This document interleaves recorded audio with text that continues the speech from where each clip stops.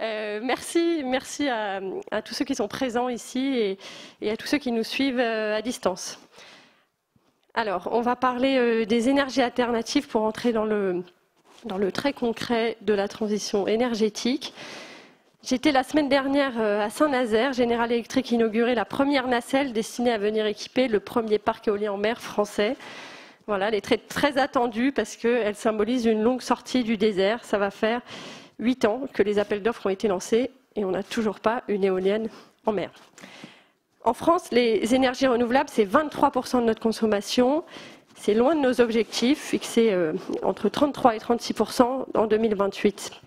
On a une trajectoire très ambitieuse, mais il faut la tenir. On va en parler avec nos invités, avec monsieur Fabrice Cassin, ici présent, associé au sein du cabinet d'avocats LPA-CGR et spécialiste des énergies renouvelables, avec Olivier Xou, merci Olivier d'être parmi nous, directeur France du fournisseur d'électricité verte Bulb, qui a débuté en France assez récemment.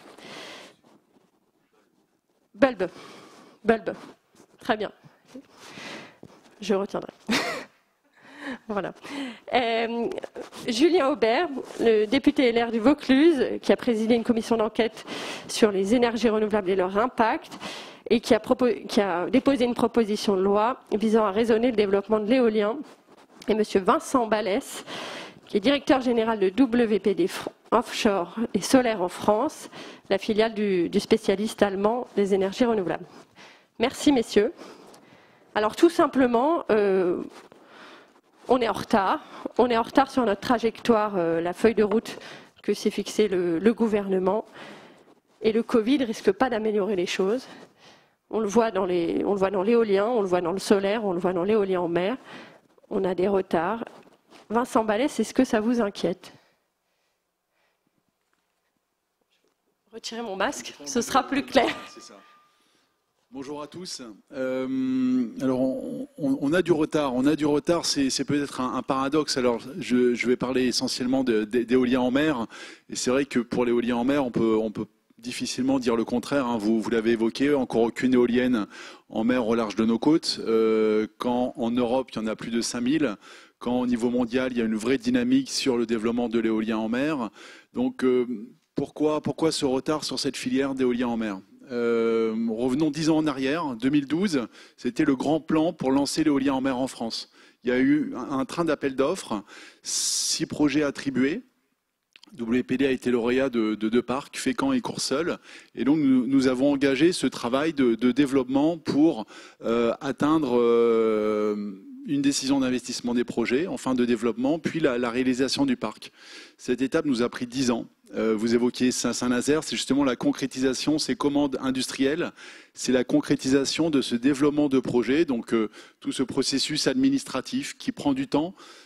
Il prend du temps aussi parce que pour l'éolien en mer, c'est une nouvelle filière. Et là où je voudrais un petit peu tempérer peut-être l'aspect négatif de ces 10 années, WPD a mis plusieurs parcs en service, notamment le premier en Allemagne. On a également mis 10 années à le mettre en service, que c'était le premier, c'était une nouvelle filière. Donc c'est peut-être le départ. Le 2012 est arrivé un petit peu tard, d'où le retard derrière.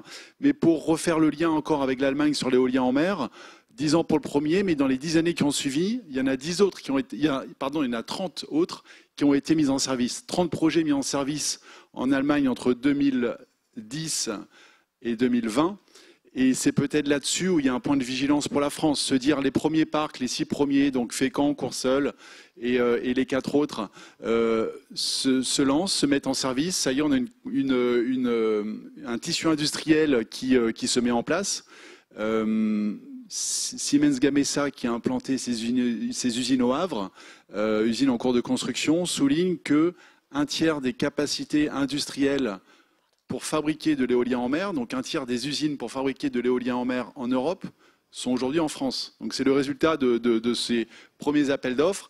Mais derrière, il faut pérenniser ces usines, il faut des projets et il faut tenir le rythme. C'est ça le grand enjeu, et tenir le rythme de la PPE. 30 projets en Allemagne dans les 10 années qui ont suivi. Fabrice Cassin, est-ce qu'on est prêt à tenir le rythme? qu'on est prêt à tenir le rythme.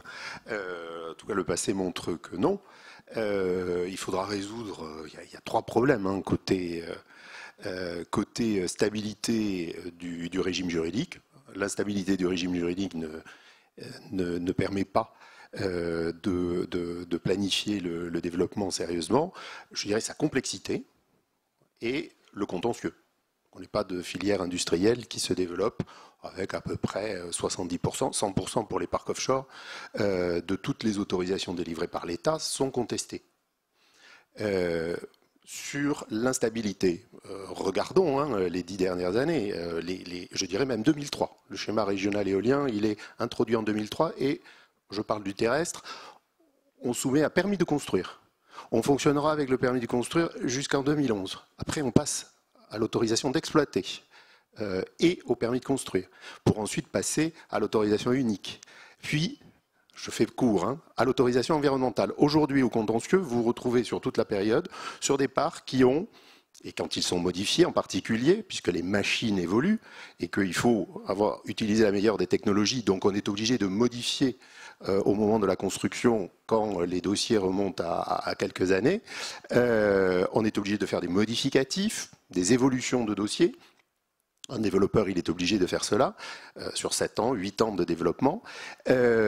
Vous êtes obligé d'ajuster le titre administratif. Or, on se retrouve avec permis de construire, ou ICPE, ou autorisation environnementale. La planification, c'est la même chose. On a eu l'éolien terrestre a connu entre 2005 et 2013 les zones de développement éolien qui ont conduit à 800 mégawatts installés, donc fait baisser de manière dramatique en 2014 la puissance installée. Ça reflète immédiatement les changements de régime et les durcissements de réglementation se reflètent immédiatement sur la puissance annuelle installée. Donc, l'État n'a pas réussi à trouver le meilleur des régimes juridiques, mais le change surtout. La complexité, c'est pas toujours facile puisque les autorisations sont pas articulées. Je parlais de planification. Le schéma, il n'existe pas de schéma avec des zones favorables où toutes les contraintes sont levées. Il n'y a pas de signal d'espace donné à un développeur très en amont où il pourrait vraiment ne pas y avoir de contraintes. Il les découvre au fur et à mesure du dossier d'instruction. Et là, il y a une complexité où on articule sur le offshore une concession d'utilisation du domaine public maritime et une autorisation environnementale. Et l'ensemble de ces titres sont contestés. Et le contentieux. Après, derrière, moi je connais... il n'y a pas de filière industrielle qui peut raisonnablement se développer à partir du moment où vous avez du financement bancaire. Le financement, lui, ne peut pas se satisfaire d'un recours et d'une hypothèque contentieuse avec une possibilité d'annulation des titres obtenus ou des conventions obtenues. On attend de sortir du contentieux, ce qui rajoute des délais devant le juge administratif et de stabilisation des jurisprudences. Parce que je reboucle instabilité, changement de régime juridique, complexité, mauvaise qualité de la loi, en réalité, mauvaise qualité qui se traduit par des censures jurisprudentielles, puisque les textes sont mal interprétés par l'administration, l'administration a du mal à les mettre en œuvre, les développeurs eux-mêmes, ce qui ensuite entraîne des annulations contentieuses. Si on veut accélérer les énergies alternatives, il faut stabiliser le régime juridique et donner une bonne qualité de la loi, je dirais, au sens qualité générale des textes. Alors, on a des objectifs quand même, il faut les rappeler, ils sont extrêmement ambitieux. Donc, en tout cas, par rapport aux capacités installées, l'éolien en mer, c'est 0 aujourd'hui, ce sera, si on tient notre feuille de route, 5 gigawatts 2028. On aura 3 fois plus de solaire qu'aujourd'hui et 2 fois plus d'éolien terrestre. Est-ce que c'est tenable, cette trajectoire, Julien Aubert? Est-ce que on parle de stabilité législative, un cadre qui permette ce développement, mais est-ce que cette trajectoire, est-ce qu'il faut interroger cette trajectoire? De mon point de vue. Vous m'entendez? Oui. De mon point de vue, oui, parce que il y a deux manières d'aborder votre sujet. Si vous décidez d'aller sur la Lune et que vous n'y arrivez pas, La première question, c'est de se demander pourquoi je n'arrive pas à aller sur la Lune. La deuxième question est de se demander si vous avez les moyens d'y aller. En l'occurrence, d'abord, il y a un sujet budgétaire. Je suis aussi rapporteur spécial du budget, notamment donc, de l'écologie. Il faut voir que le soutien au photovoltaïque, c'est 40 milliards d'euros, hein, tout cumulé. 40 milliards et il nous reste 23 milliards à payer. Et le soutien à l'éolien, je l'ai calculé avec la CRE, entre 73 et 90 milliards d'euros, dont 9 milliards ont été payés, ce qui veut dire que l'essentiel est devant nous. Et je rappelle que tout ceci se termine ensuite sur une facture de carburant qui a provoqué en d'autres temps une incompréhension de la part de nos concitoyens. Donc ça pose un sujet, alors ce sont des montants qu'on a connus, hein. Le parc nucléaire, c'est environ 80 milliards d'euros. Pas exactement pour la même production d'électricité et pas pour la même durée. Donc on pourrait questionner, mais je ne vais pas rentrer là-dessus. L'ancien parc nucléaire, hein, je précise, oui, si on construit les EPR aujourd'hui, ce ne sera peut-être pas le même coup. Le premier, oui, mais on pourrait avoir ce débat sur les EPR, mais je ne veux pas parler prototype parce que si je vous parle des premiers parcs éoliens, vous verrez qu'ils avaient aussi un coût élevé. Mais ça fait un lien avec ce que je voulais dire, c'est-à-dire que la difficulté, c'est que vous avez beaucoup de technologies qui ont des stades de maturité différentes. On a donc misé en premier sur le photovoltaïque et l'éolien. Comme il y a ce boulet budgétaire, ça laisse de moins en moins de place pour les nouvelles. Quand par exemple le gouvernement annonce le plan hydrogène à 7 milliards d'euros, c'est un plan qui est prévu, si on veut le coupler avec de l'électricité intermittente, dans la PPE, vous ne trouvez pas les capacités, je dirais, d'électricité intermittente qui sont destinées à cet hydrogène, par exemple, si vous voulez le coupler.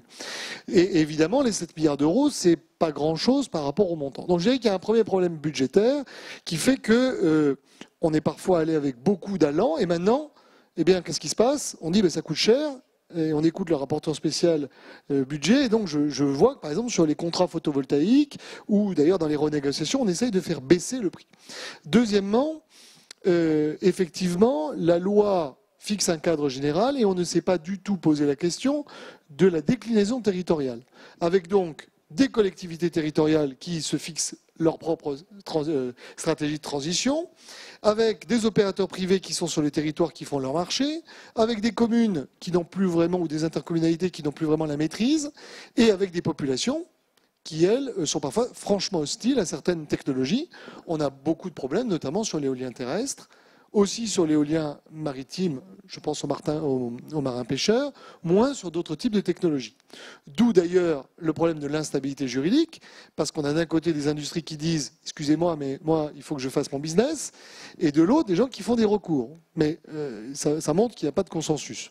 Et effectivement, là où je rejoins ce qui a été dit, c'est que j'aurais préféré, notamment sur l'éolien terrestre, qu'on dise « voilà, il y a des zones où il y a du vent, et où on est très loin d'habitation, et donc là, on enlève quasiment, si vous voulez, tous les droits de recours, enfin pas les droits de recours, mais on essaie d'accélérer au maximum, ce qui fait que l'opérateur d'éolien serait dit, si je vais sur ce territoire, je sais que je vais sortir mon parc rapidement. C'est pas ce qu'on a fait. On a sorti des plans, on a dit, voilà, vous pouvez aller là, là, là, là, parce qu'il y a du vent. Sauf qu'il y a aussi des gens qui habitent, et qui peuvent être très hostiles, et donc il y a des recours, et c'est naturel. Voilà, en tout cas, pour ces deux sujets, il y a d'autres éléments que dans le cadre de la discussion. Si je comprends bien, on a quelque part une action qui est budgétairement et politiquement pas très efficace, parce que on construit une filière, on finance cette filière, et on le voit avec le photovoltaïque.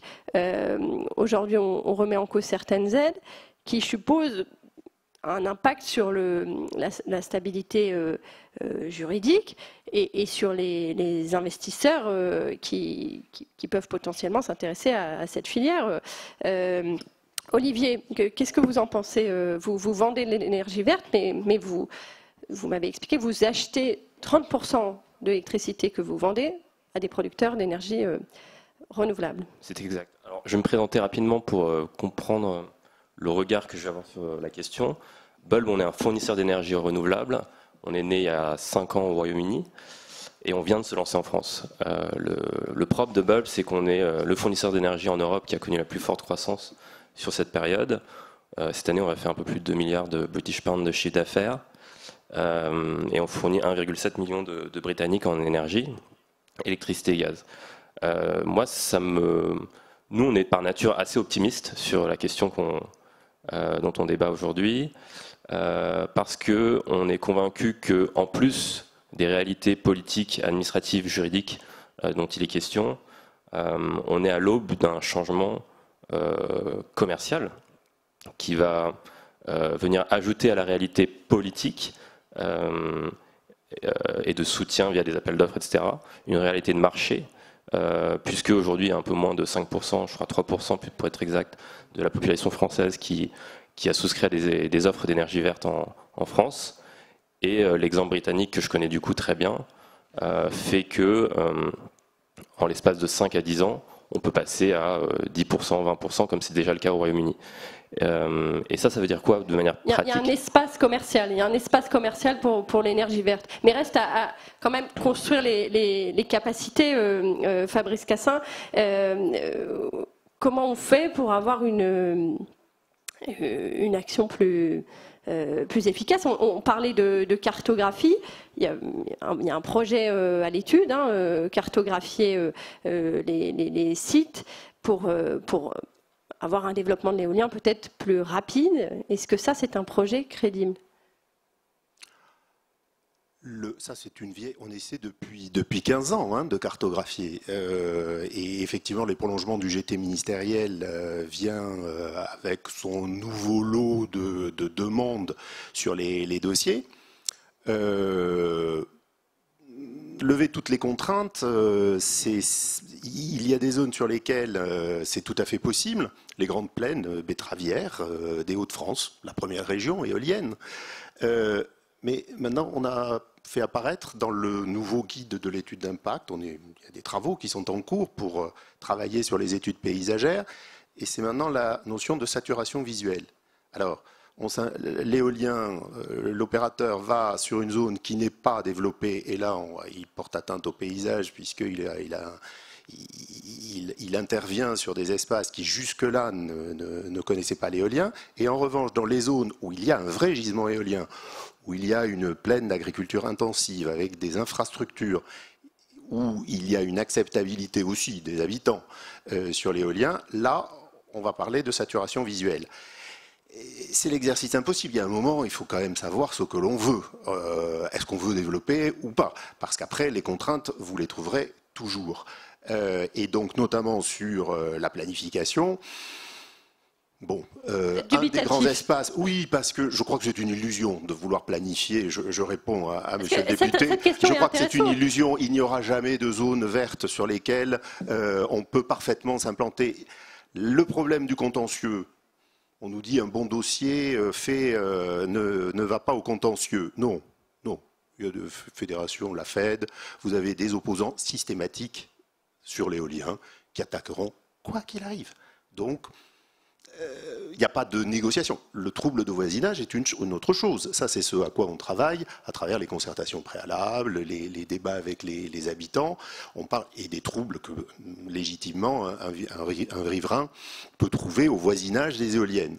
Et on peut le résoudre, on peut y travailler, on peut déplacer les mâts, c'est tout l'avantage de l'éolien, ça se déplace.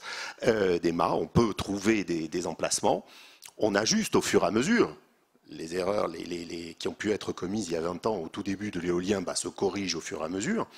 Mais en revanche, sur l'opposant systématique, ce n'est pas le riverain, ce sont des associations nationales qui systématiquement transmettent les arguments contentieux qui ont été trouvés sur d'autres régions et qui se combattent l'éolien de manière politique. Il y a un choix national qui a été fait. Et malgré tout, l'État, à un moment, assume la direction qu'il prend. Qu'est-ce que c'est l'intérêt général? L'intérêt général est défini par la loi et il est au développement de l'énergie éolienne, en l'état. Après, derrière, il y a une question d'acceptation. Alors, je vais vous donner la parole, Julien Aubert, je vois que vous trépignez, mais avant, je voudrais juste avoir un regard industriel de Vincent Balès sur... on parle d'éolien, on parle de nuisances en sous-jacent. Est-ce qu'on a des technologies qui nous permettent de réduire ces nuisances? Alors, aujourd'hui, les technologies maturent, et d'ailleurs peut-être un commentaire sur le titre de la table ronde. Je ne sais pas pourquoi vous avez préféré le titre énergie alternative à énergie renouvelable, parce que c'est bien de ça dont on parle aujourd'hui, et c'est pas tant une alternative, c'est un complément et une solution pour équilibrer un mix français qui est très porté sur une énergie aujourd'hui et rééquilibrer le mix. C'était l'objectif de la PPE, donc nous y œuvrons. Un commentaire, effectivement, sur les recours, sur le sujet des recours. Est-ce que les recours, le taux de recours est un bon indicateur pour mesurer l'acceptabilité? Absolument pas. C'est un bon indicateur pour mesurer l'efficacité d'une fédération nationale anti-éolien, qui est la FED, qui a annoncé vouloir attaquer 100% des parcs éoliens. Alors en terrestre, ils ont un peu de mal, ils sont à 70-75% parce qu'il y a beaucoup de projets. En offshore, les projets sont plus gros, il y en a moins. Là, ils ont réussi, ils ont tout attaqué. Mais c'est simplement, si jamais on regarde ça, c'est uniquement mesurer leur efficacité, pas du tout le soutien. Un exemple, le projet de Fécamp, soutenu, des lettres de soutien des pêcheurs, des élus, etc. Une association de quelques riverains à 25 km du parc, pas du tout impliquée dans les débats publics, a fait un recours contre le projet et qui a pénalisé le projet de 2 à 3 ans. Ça, pour les recours. Sur la planification, alors là, il y a un vrai sujet pour l'éolien en mer. Et je vous rejoins, il y a un enjeu fort de planifier pour l'éolien en mer. Sur le sujet éolien terrestre, ce n'est pas mon sujet, je ne commande pas. Sur l'éolien en mer, c'est un vrai sujet. Parce qu'aujourd'hui, on voit que tous les parcs, tous les projets européens qui voient jour se font dans des pays qui ont planifié leur espace maritime. Et une des difficultés qu'on a avec nos interlocuteurs, notamment les usagers de la mer et les pêcheurs, c'est de les solliciter par à-coup pour trouver des nouveaux projets, des nouvelles zones. Planifier l'espace maritime permet de se mettre d'accord sur les zones sur lesquelles on développe de l'éolien en mer, sur lesquelles on fait de la coactivité, parce que ce n'est pas non plus des zones d'exclusion, c'est des zones de coactivité. Et pour vous donner un chiffre par rapport à ce travail de planification, 1% de l'espace maritime métropolitain, c'est 15% du mix électrique français. C'est-à-dire que si on installe de l'éolien en mer sur 1% de l'espace maritime, ce qui n'est pas dingue, à mon sens, on résout 15% du mix électrique français. Donc il y a de la place, ces technologies fonctionnent, ces technologies, l'intervenant précédent de la Commission européenne mettait en avant le poids de l'éolien en mer dans les économies des pays et du Danemark en particulier, sur la résilience du Danemark. Aujourd'hui en France, on a créé une vraie filière. Il faut la soutenir, il faut la développer. La planification maritime pour atteindre nos objectifs est essentielle pour ça. Julien Aubert sur la planification. Non, parce qu'on parlait de l'intérêt politique. Effectivement, il y a eu je dirais une loi sur la transition énergétique. On a fixé des objectifs ambitieux que j'ai combattus.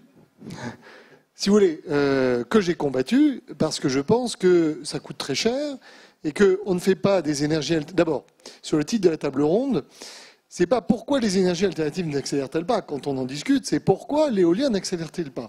Ce qui n'est pas la même chose, parce qu'il y a plein d'autres énergies alternatives qui ne posent pas de problème. Bon, on a un peu sur la méthanisation, la grosse méthanisation. Enfin, on n'a pas le même taux de recours sur les champs photovoltaïques, etc. Deuxièmement, si on se concentre sur l'éolien, moi je ne crois pas au déploiement massif de l'éolien terrestre, parce que ça consomme, je dirais, de l'espace, et parce que il y a des gens qui vivent à côté et qui n'ont pas envie de vivre. Alors, effectivement, personne n'a envie de vivre à côté d'une centrale nucléaire, mais comme elles ont été préexistantes et que l'espace, je dirais, est plus limité, et puis c'était du temps du général de Gaulle, la population n'a pas la même relation. Je crois beaucoup plus à l'éolien offshore flottant, pour les mêmes raisons. Mais après, moi, je pose la question tout simplement en termes de politique écologique. Moi, je fais des énergies intermittentes dans un but de lutte contre le réchauffement climatique. Et la conclusion de la commission d'enquête bipartisane, donc adoptée aussi par la majorité, c'est de dire qu'en réalité, c'est ce que d'ailleurs nous a dit le président de la CRE, nous ne faisons pas ces énergies intermittentes pour lutter contre le réchauffement climatique, puisqu'elles ont été pensées principalement comme une substitution à une énergie déjà décarbonée. Et donc, en termes d'allocation de ressources, si vraiment l'objectif est écologique, je préférerais qu'on le mette dans d'autres postes, notamment la rénovation thermique, ce qui est en train d'être fait, notamment les transports, ce qui est en train d'être fait, ou dans d'autres, je dirais, sources d'énergie comme l'hydrogène. De mon point de vue, ce serait plus logique. Et donc, effectivement, n'étant pas très convaincu, je dirais, par les objectifs, vous comprendrez que je ne suis pas non plus... voilà. Après, je comprends des industriels qui se sont engagés sur la bonne foi de ce que leur a dit des gouvernements, mais je crois qu'il y a eu aussi une approche un peu soviétique de plans quinquennaux. C'est-à-dire qu'on fixe des objectifs nationaux et puis on n'a pas forcément réfléchi ensuite à la déclinaison parce qu'il faut les mettre quelque part. Hein. Et c'est bon. Après, il y a le phénomène not in my backyard où les gens ne veulent rien à côté. Ça, vous ne l'éliminerez jamais. Mais il faut faire un équilibre entre le fait que les gens ne veulent rien et en même temps constater que tout le monde n'a pas la même réaction. Je dirais, toutes les énergies ne provoquent pas forcément la même réaction. On ne peut pas, si vous voulez, faire comme si ça n'existait pas, parce qu'on est dans un pays démocratique, et où il y a des territoires ruraux qui ont l'impression de perdre leur identité lorsqu'on leur met notamment de l'éolien terrestre. C'est intéressant ce que vous dites. Vous dites les énergies alternatives, renouvelables, enfin appelons-les comme on le souhaite, sont destinées à remplacer du nucléaire, qui est déjà décarboné. Olivier Xu, vous vendez de l'électricité verte. Est-ce que les gens font la différence entre de l'électricité verte ou de l'électricité verte nucléaire? La réponse simple, c'est non. Je pense que c'est un fait. Aujourd'hui, les gens connaissent, enfin les consommateurs français comprennent assez mal comment marche l'énergie en France. Et moi-même, ne venant pas du secteur de l'énergie il y a un an, je n'avais aucune idée de comment ça marchait. Aujourd'hui, quand on parle à nos clients, ils s'arrêtent souvent au premier niveau de message, c'est énergie renouvelable.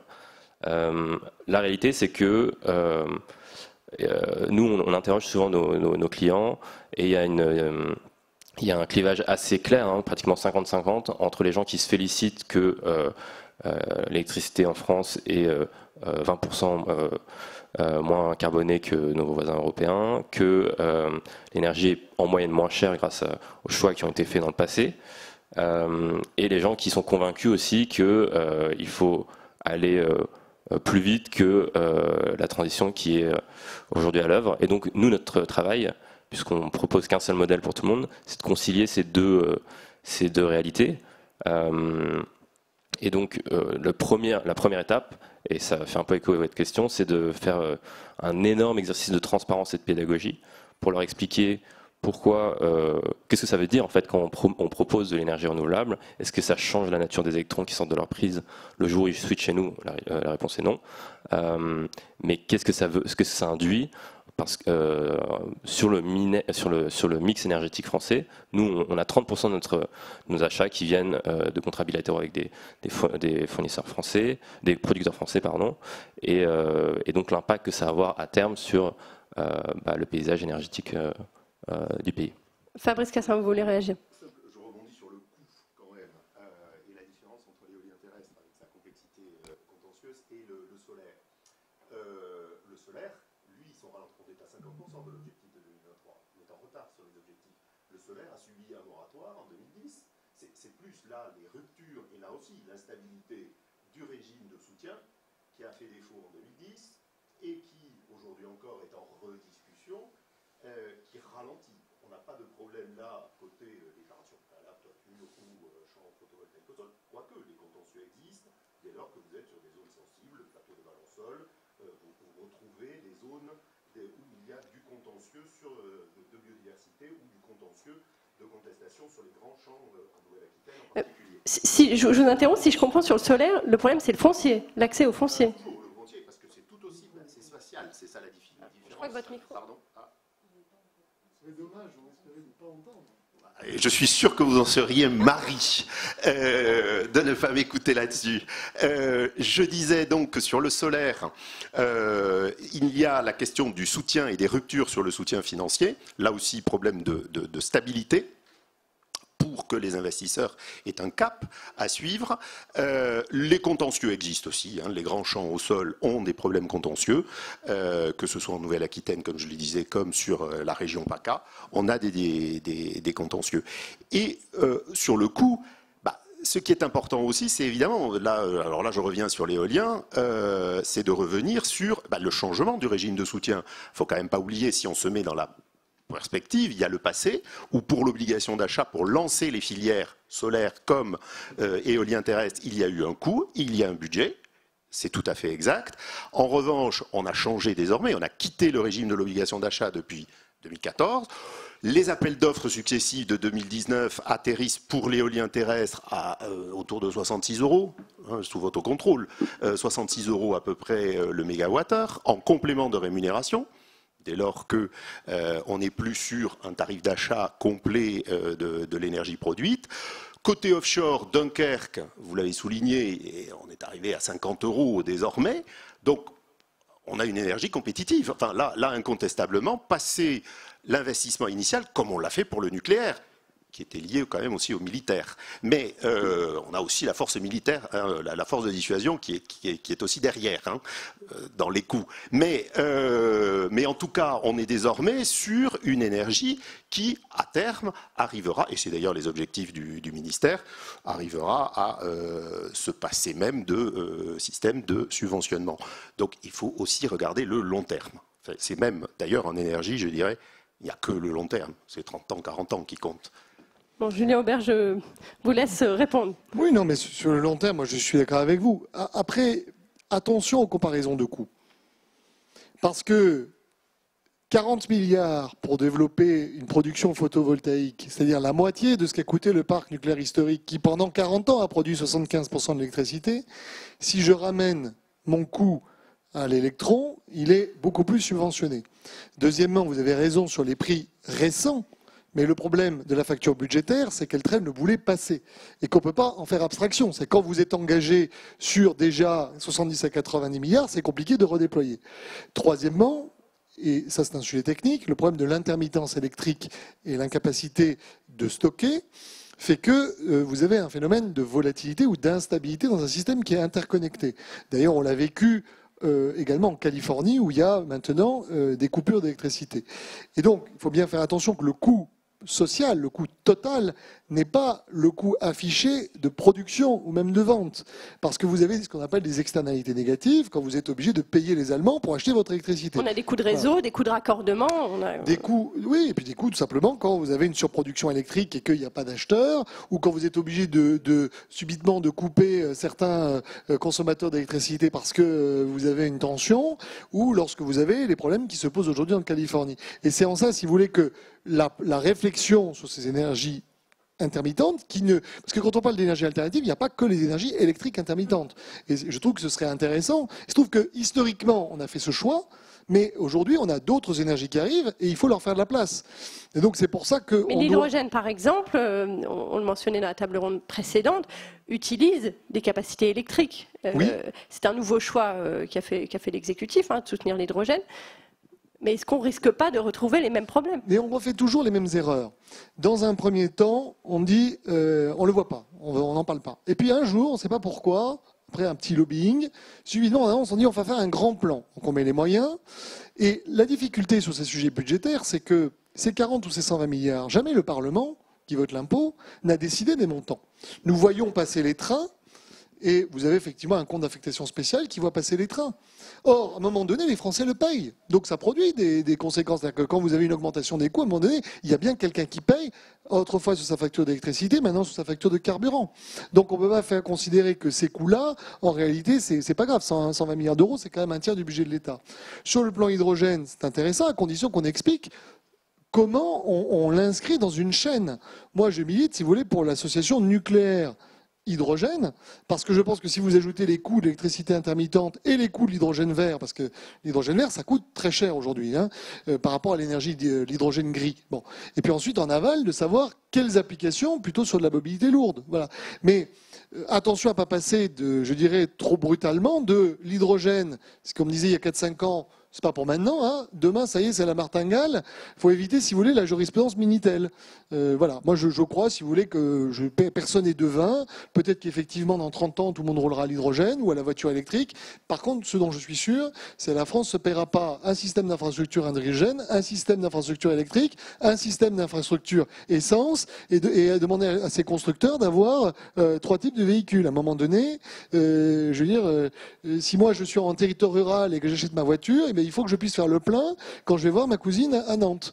Ça, c'est très basique, mais c'est assez proche de la réalité. Voilà. Vincent Balès, je vous laisse réagir. Oui, sur ce débat, c'est important d'avoir en tête l'horizon. Les énergies, les systèmes énergétiques, c'est pas du jour au lendemain qu'on peut les changer. Ils ont également une durée de vie. Aujourd'hui, on s'inscrit dans un horizon 2035 avec un mix 50% nucléaire, 50% renouvelable. Aujourd'hui, la trajectoire, on n'y est pas pour le renouvelable. On n'y est pas. La loi de transition énergétique, ça devait être 27% à 2020, on est à 23%. Et il faudrait aujourd'hui aller 2 fois plus vite sur les filières renouvelables. Et on voit que ça n'avance pas plus. Il y a plusieurs écueils. Hein. Fabrice en évoquait d'un point de vue réglementaire, d'un point de vue administratif. On voit également des écueils pour ce qui est du pilotage de ces projets. Là, aujourd'hui, en France, on est en train de préparer 5 projets en appel d'offres pour l'éolien en mer. 5 projets en appel d'offres. Aux Pays-Bas, ils ont fait cet exercice-là. Il y a 2 ans, il y avait 4 projets en appel d'offres. Pour préciser, on a de l'éolien flottant en Méditerranée et on a de l'éolien posé en Bretagne et dans la Manche, c'est ça? Donc, sur les 5 projets, il y a un en Manche posé, un en Bretagne, donc je descends le littoral, un en Manche posé, un flottant en Bretagne, un posé en Sud-Atlantique, au Léron, et 2 flottants en Méditerranée. Donc c'est un mix en fonction des façades maritimes. 5 projets en préparation. Aujourd'hui, on a un pilotage qui est très limité pour ces projets. On nous dit on est obligé de travailler en séquentiel parce que les moyens de l'État pour piloter ces appels d'offres sont très limités. Aux Pays-Bas, 30 personnes, task force, pour faire ces appels d'offres en 6 mois. Là, en France, on se demande si on va réussir à les sortir en 2 ans. Donc, atteindre cet objectif de 50% de renouvelables, cette trajectoire-là, elle est documentée, elle est chiffrée, elle est économiquement, elle est évaluée aussi par RTE. Lorsqu'on dit que par rapport au tarif de 50-60 euros du mégawattheure de l'éolien offshore, du photovoltaïque, il faudrait ajouter des externalités liées à leur variabilité, parce que RTE sait anticiper en fait les niveaux de vent et les niveaux d'ensoleillement. Donc ces variabilités, ça leur tombe pas dessus comme ça un arrêt d'éolienne ou de photovoltaïque. RTE dit qu'il n'y a pas d'investissement au-delà pour arriver à 50%. Que les prix déjà en charge par les opérateurs pour leur parc plus pour leur réseau, parce que quand on parle de 60 euros, le réseau est intégré. Jusqu'à 50% du mix qui est cet équilibre et qui est un équilibre raisonné du mix énergétique entre le nucléaire pour lequel il faudra, pour arriver à 50% en 2035, il faudra aussi des nouvelles installations. À quel prix? Je crois que c'est la table ronde suivante. Mais arriver à ce mix raisonné, il faut accélérer parce qu'on n'y est pas encore aujourd'hui. On n'est pas sur une bonne trajectoire. On est sur une trajectoire où on devrait arriver à 35%. On arrivera à 10% de plus.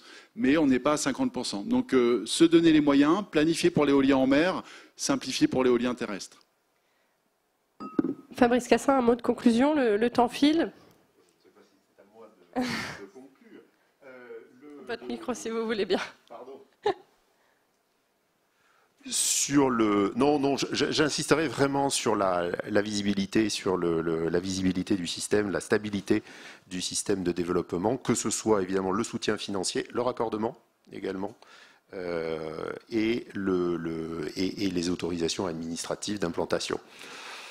La leçon sur l'acceptabilité, sur les débats publics systématiques, avant on les a tous suivis.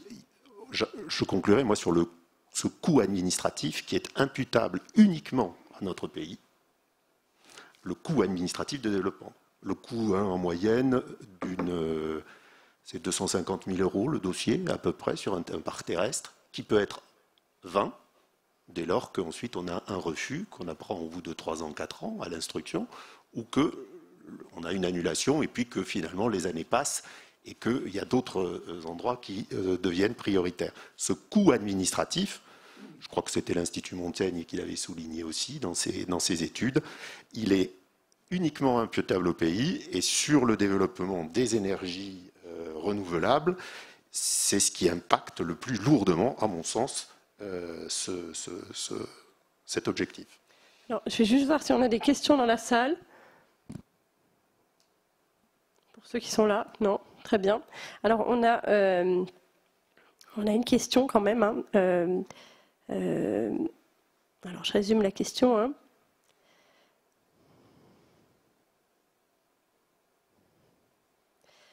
Alors, cette question, peut-être que Vincent, vous avez des éléments de réponse. C'est sur la réelle empreinte carbone de ces énergies alternatives. Est-ce qu'on la sous-estime pas? Quand on regarde, la question évoque des panneaux solaires et des batteries produites hors de France, intense en CO2. Est-ce que c'est une question qu'on doit se poser dans la réflexion globale sur les énergies alternatives, qui peut éventuellement faire infléchir notre trajectoire?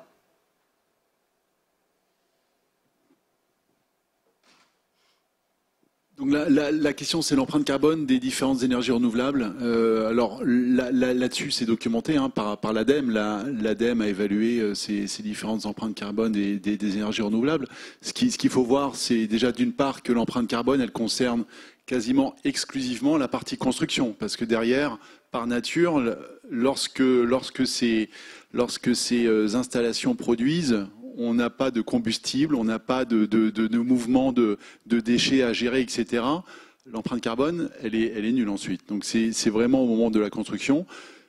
Elle est documentée, je n'ai pas les chiffres précis en tête. La question sur des panneaux, sur des équipements qui seraient importés, je peux vous dire, enfin, on l'évoquait pour l'éolien en mer aujourd'hui, les composants, ils sont fabriqués en France. Ils sont fabriqués en France. On a les usines en France. On a l'usine au Havre, à Cherbourg, à Saint-Nazaire, qui vont fournir ces installations. Donc voilà, les coûts CO2 de transport sont très réduits. Et après, c'est documenté au sein de l'ADEME pour avoir des chiffres précis. Donc je préfère renvoyer vers ces chiffres. Julien Aubert, un dernier mot là-dessus.